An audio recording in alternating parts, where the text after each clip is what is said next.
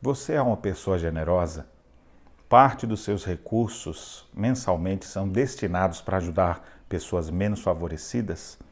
Nas leituras de hoje veremos o apóstolo Paulo ensinando a igreja de Corinto a deixar de lado a avareza e ser mais generosa.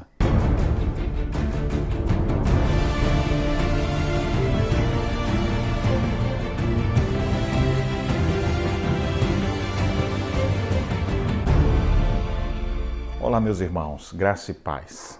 Estamos juntos na nossa caminhada bíblica. Gostaria de destacar nas leituras de hoje um belo exemplo que o apóstolo Paulo escreve para incentivar a igreja de Corinto, que demonstrava ser uma igreja avarenta, não gostavam de contribuir, não gostavam de ajudar os mais necessitados.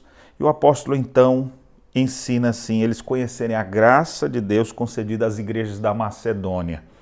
Essas igrejas, elas estavam passando por momentos de muita crise, ao ponto do apóstolo Paulo estar incentivando as demais igrejas para que pudessem ajudar essas igrejas menores e mais fracas, onde muitas pessoas estavam até passando necessidades. Mas o que é interessante é que uma daquelas igrejas mais fracas, as igrejas da Macedônia, se destacou por causa da sua generosidade. Então Paulo vai citar esse bom exemplo dessas igrejas para incentivar os crentes de Corinto, que tinham uma condição muito melhor, a aprender a serem mais desprendidos e generosos no apoio mútuo. E ele diz assim: porque no meio de muita prova e tribulação, eles manifestaram abundância de alegria, e a profunda tristeza deles superabundou em grande riqueza da sua generosidade.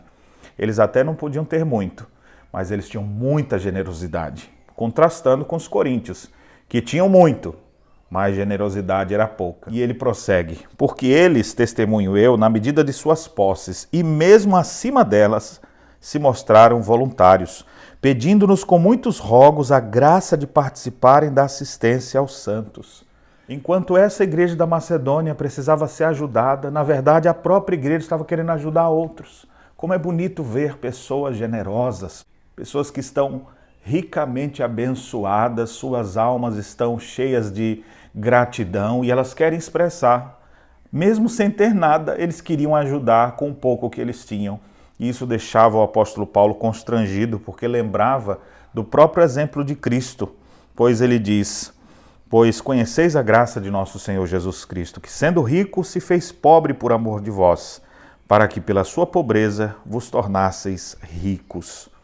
Cristo entregou o que ele tinha de mais precioso, sua própria vida, para nos redimir e salvar.